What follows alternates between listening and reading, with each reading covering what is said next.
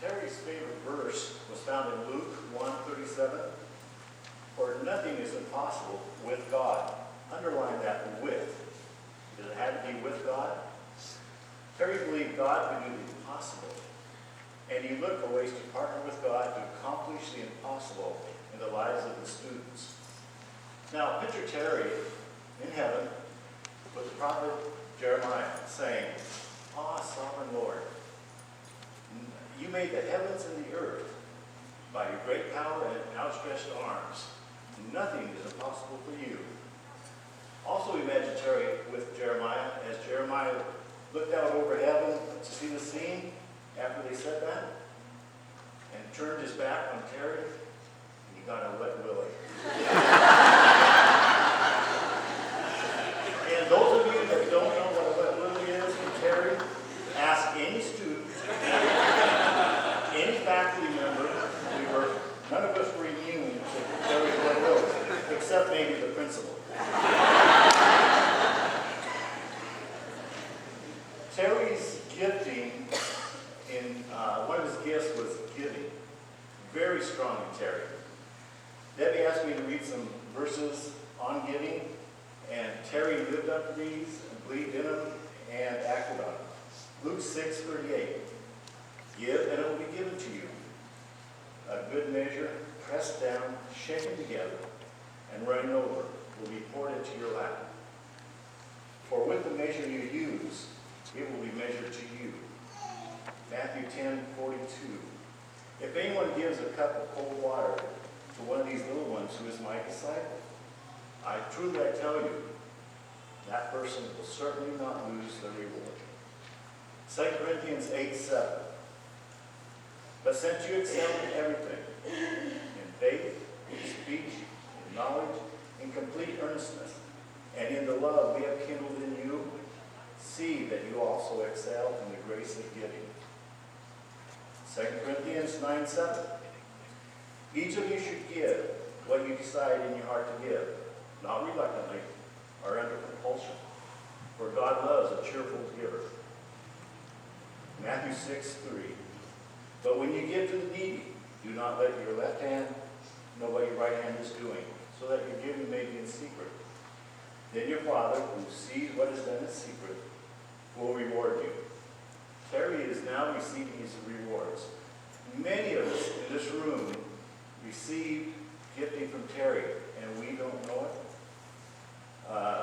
Athletic fees, mission trips. Terry just loved to give and support his students and his friends, and he loved that nobody knew it. Those are two important facts on Terry's giving. But now, earlier than we think and than we would like it to be, God is now giving him his rewards in heaven, and God has a perfect timing. We don't understand it, but it's happening, and I'm sure Terry's having a blast.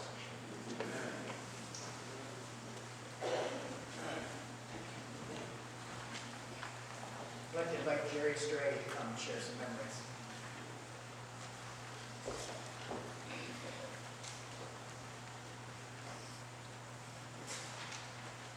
Well, I see humor, and I've talked to some of the people over here, because that was Terry. But that better. I see some humor, and I'm really happy, because this is not going to be easy for me.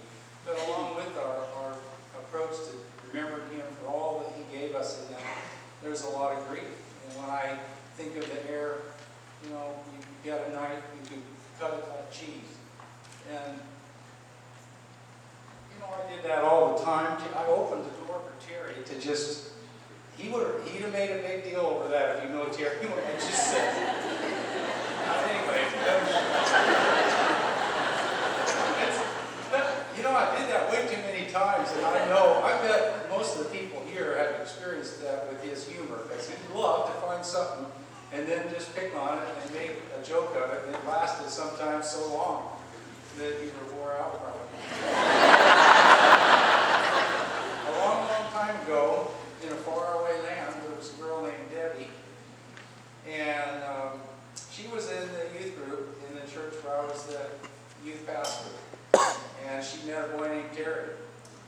And there was some consideration about whether this young man was the right young man. His hair was pretty long. He looked different. And in fact, I'd love to have seen the expression on a lot of different people's face after meeting Debbie, and then they're introduced to her husband. And this wasn't fit my expectation, you know. And Debbie's home was one where, you know, they were very, very proper. The language and everything. And of course, the language in Jerry's home was somewhat different. And I remember, I think at times Debbie mentioned a few words she'd never even heard before. Jerry's dad. And I have to deal with this humorously because I tell you, it breaks my heart that he's gone. I'm going to miss him so much.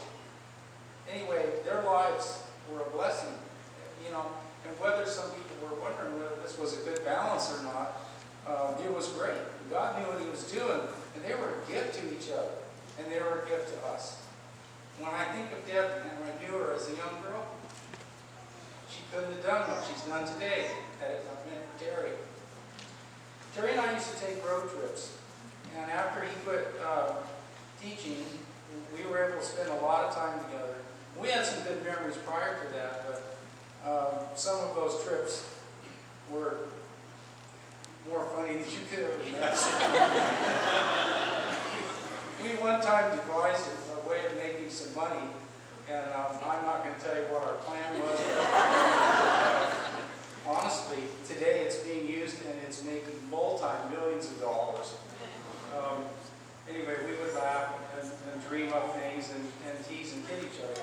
Well, at one point on a trip, I was feeling rather rough, and I said, Terry, let's stop here at this little quick place, and when we get gas, I want to get some prune juice.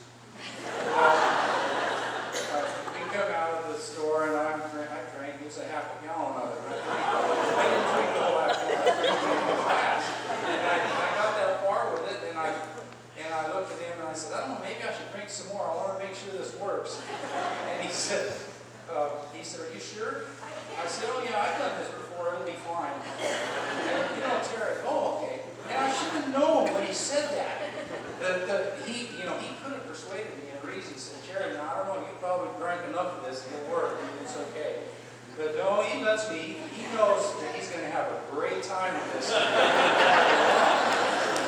Well, we get down the road a ways, and my stomach, and I was in a car that I was taking to my future wife, Jackie, who happens to be here with me today. And I was very excited about this new car. It wasn't brand new, it was only fairly new. And Terry says, what are you going to tell her if there's a problem here with the car? And I said, well, I don't really know, but I said, if you see a bush or anything, stop.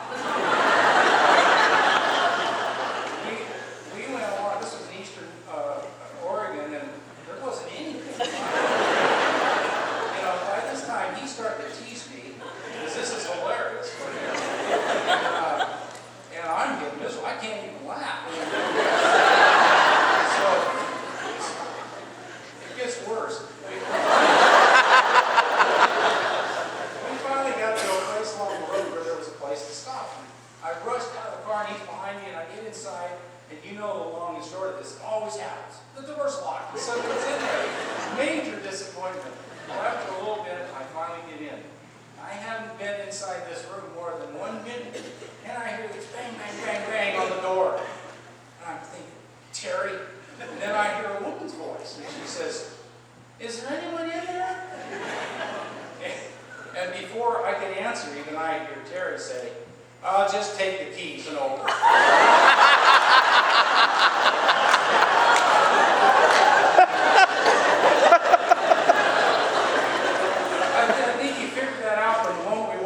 I thought he was going over somewhere to look at something in the store, but he had gone, he was going to complain because, anyway, that was we had so many good times, and I loved his heart for God and for people. One of the things that we both had in common was often in Boy, that was not Terry. He loved everybody for what they were. And there was just no judgment, and I love that about him. I will miss him terribly. I want to tell you one other thing. How many of you, by the way, felt like you were at the brunt of some of those stories that he could tell? Yeah, how many of you heard his story about the Space Needle? Oh, you'll love this.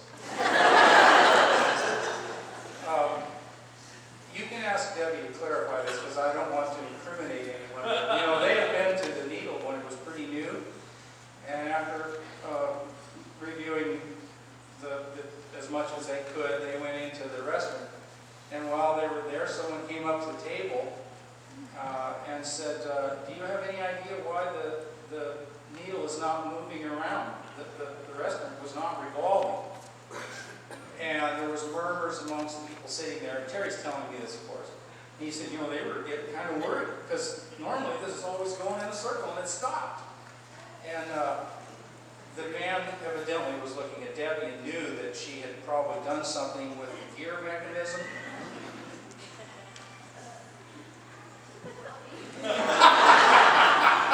Debbie says, not me.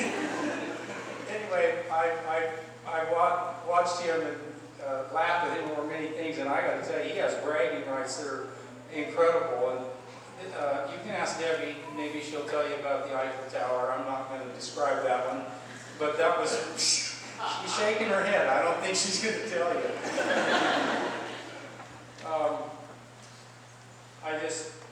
To close, I want to say this because it means a lot to me.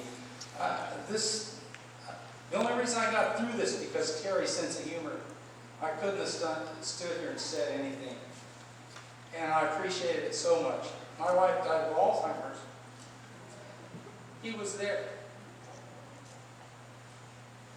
Also, I guess that, you know, when you look at friends, and I'm getting to that age where you begin to lose people in your life, you know, you have to expect it. And if you're thinking about how much it means to you when you look at these people and how much they've meant in your life, what comes to my mind is that death wasn't planned. God didn't put us in the garden to suffer and to have problems with health. And I think of the prayer when the people asked Jesus, how should we pray? And he said, make it on earth as it is in heaven. Let's yearn for the kingdom. One last thing here. Almost forgot.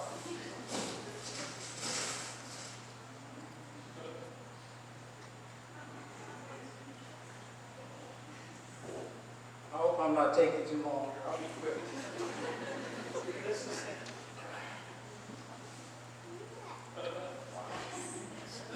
This is for Terry.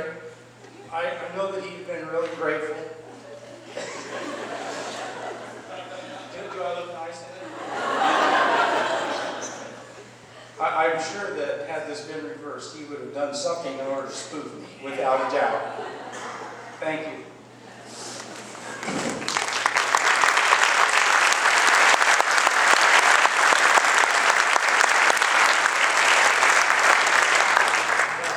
Leonard to come and share some memories.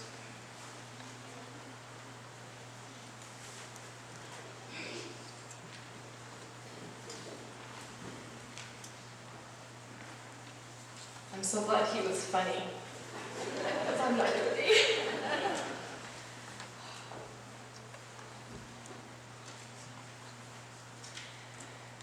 Debbie has asked me to share some of the funny stories about Terry. Well, Terry was certainly funny. He was much more than that, than a practical joker.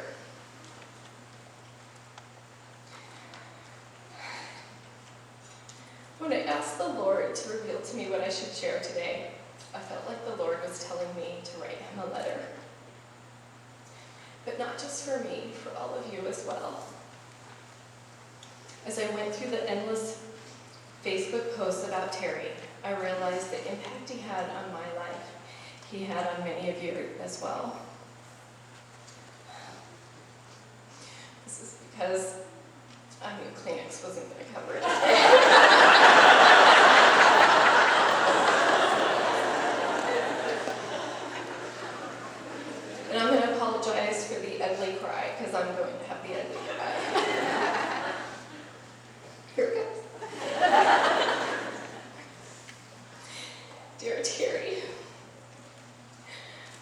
I want to thank you. In some of my most difficult times, you saw, I'm sorry, I can see.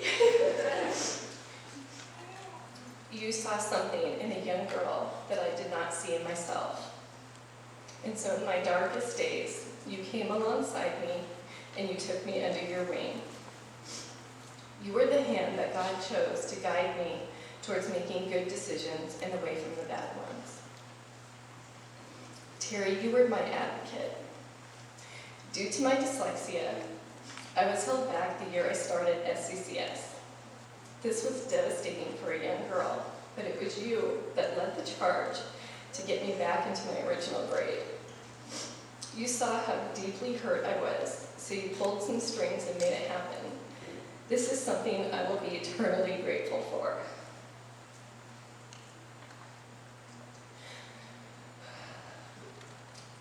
You were always comforting. You let me cry on your shoulder when my heart was broken for the very first time. And then you would follow it up with a typical Terry moment and say, well, I didn't like him very much anyway. Trying to make me feel better.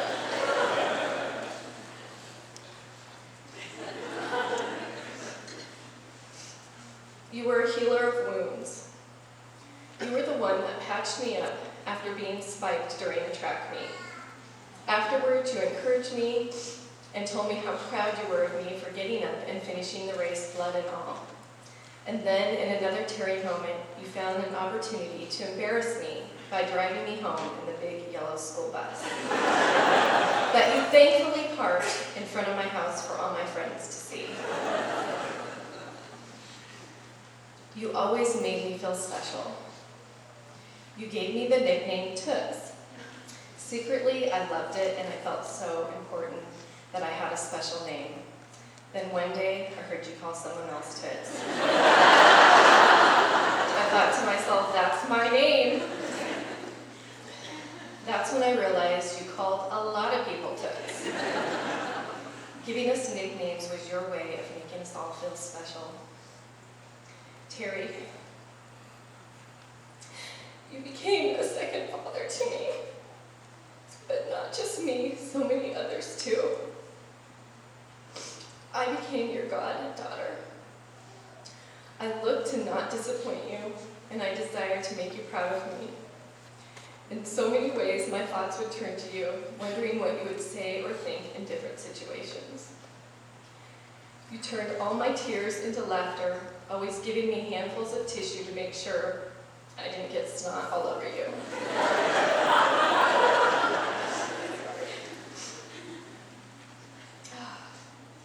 You helped restore confidence in me when I had none.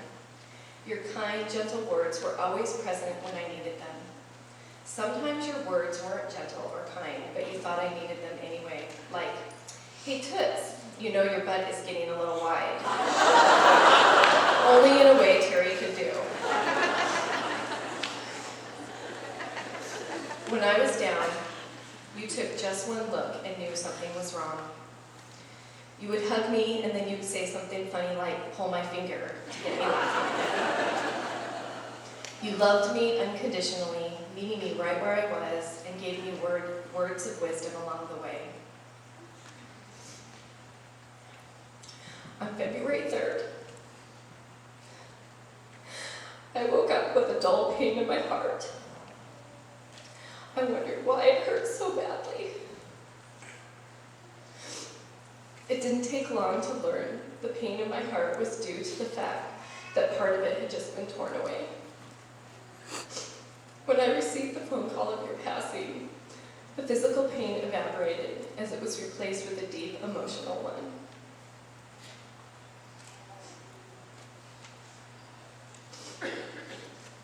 Terry, today it is our laughter that turns to tears.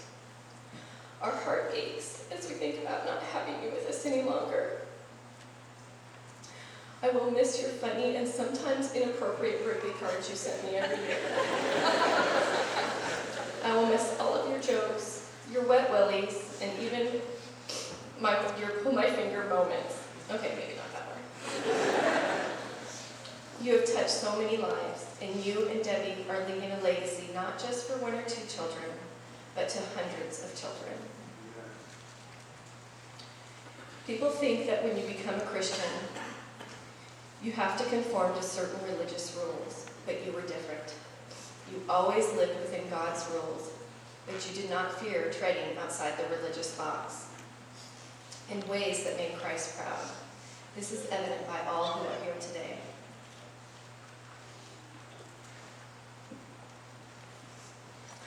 Ecclesiastes 3:4 says, "There is a time to weep, a time to laugh, a time to mourn, and a time to dance."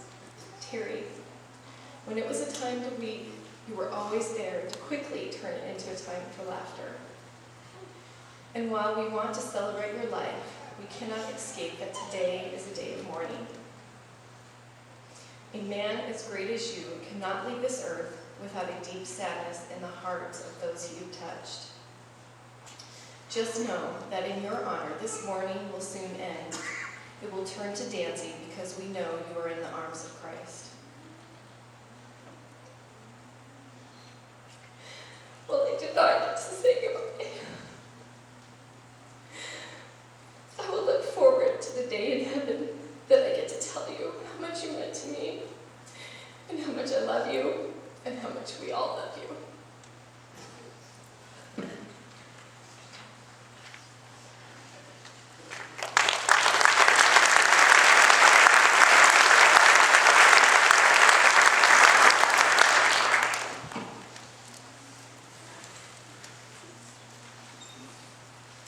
My name is Sasha Anderson, formerly Sasha Jackson, and I was a student at Snohomish County Christian from 2nd grade through graduation, and I'm very honored to be able to represent some of our SCCS alumni here. And my name is Sarah Vickers, formerly Sarah Bates, graduating class of 1999. I guess I graduated in 96. Debbie asked us to share a lot of the things that were placed on Facebook, and before I do that, I just wanted to say thank you for the opportunity to just honor you and your husband.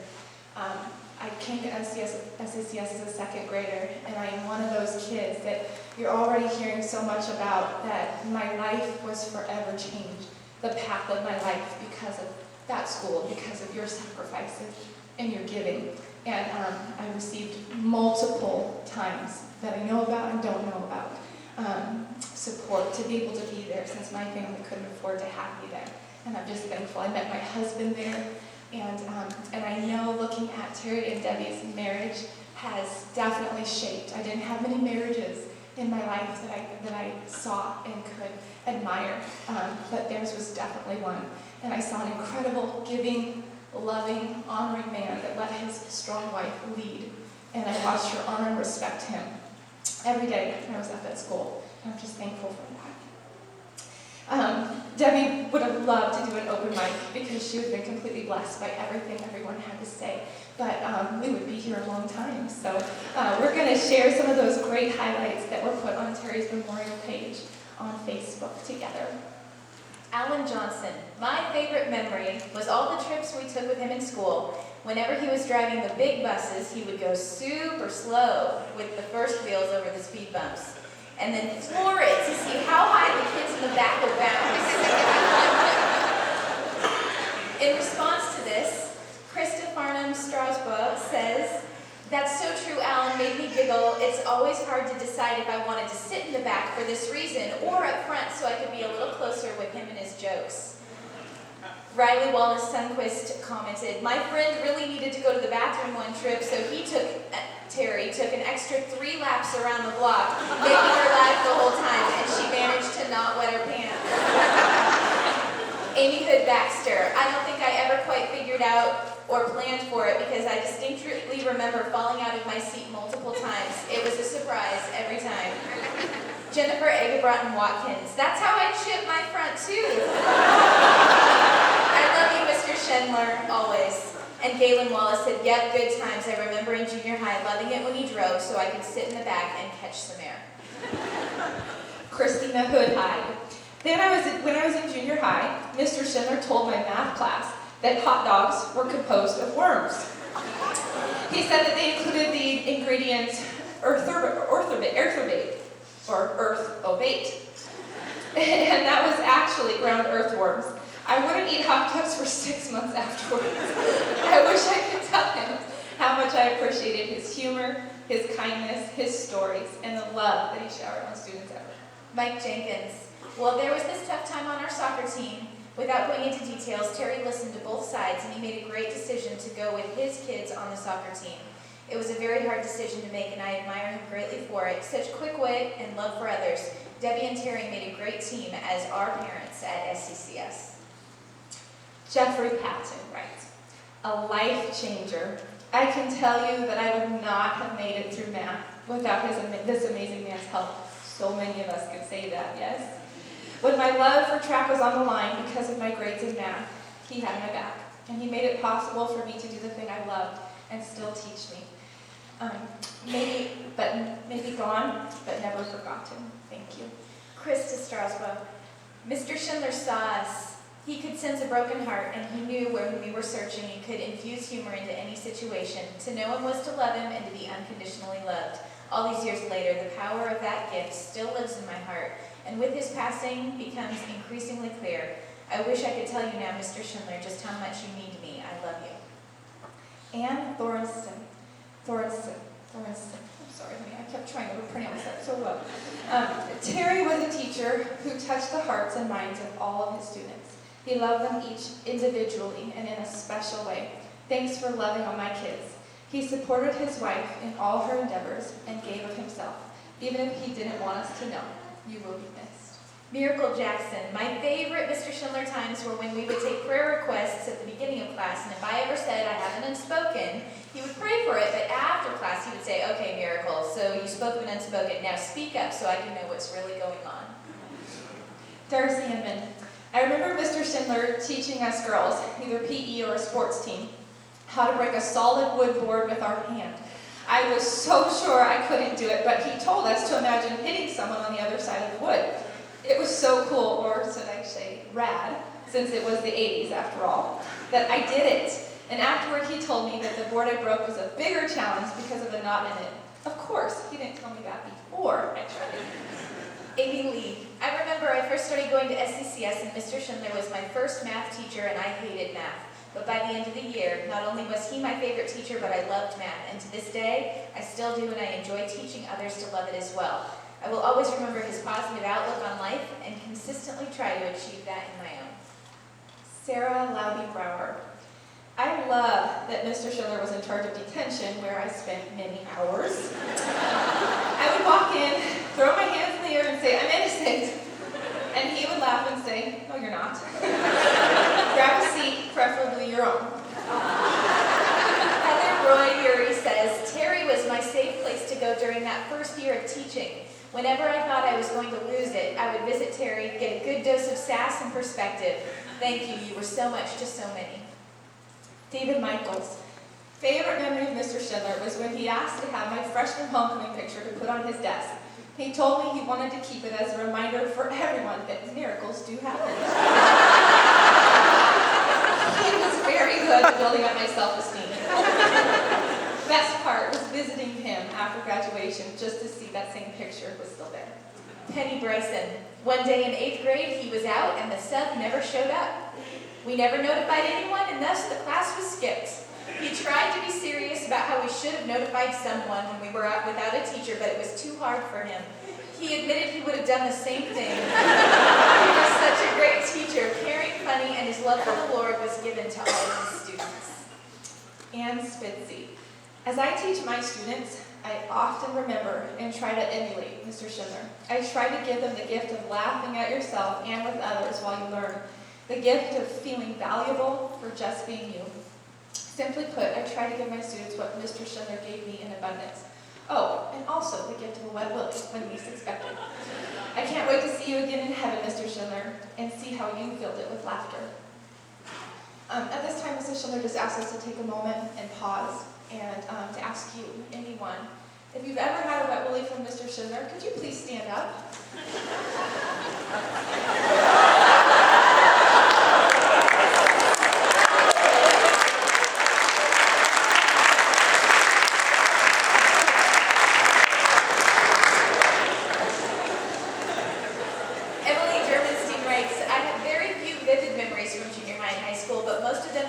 to do with Mr. Schindler's math class. His dead cat jokes, the wet lilies, and the encouragement to try more than I thought I was capable of, and then the smile I received when I surely accomplished it. Teacher Mills, I have been struggling to find words to say about a man who meant a lot to me. I never told him how much school was my safe haven, how much I needed his smile and his laughter. The fact that he would let me sit at his desk and just hang out, what that did to my soul and my heart that was hurting so much during that time. He impacted my life more than I could ever express. Danielle Holmquist says, I really believe Terry and Debbie thought of all the students as their children. Their sacrifice and love was evident.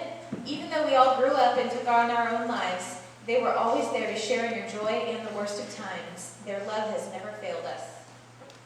Marlene Weber Berg, Eldon and I will never forget the car ride to the Christian concert we were privileged to have Terry and Debbie attend with us.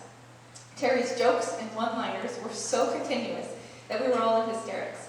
Eldon was laughing and crying so hard he could hardly see to drive. We also have wonderful memories of him as he related to each of our 6 children.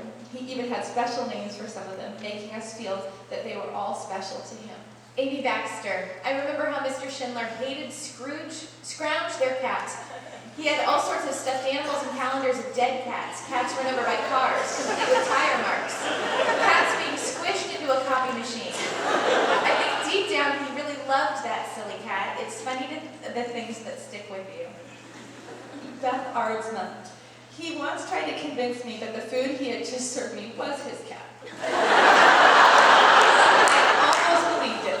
Melissa Michaels writes, I never had Mr. Schindler as a math teacher, but my older sister would come home with algebra word problems.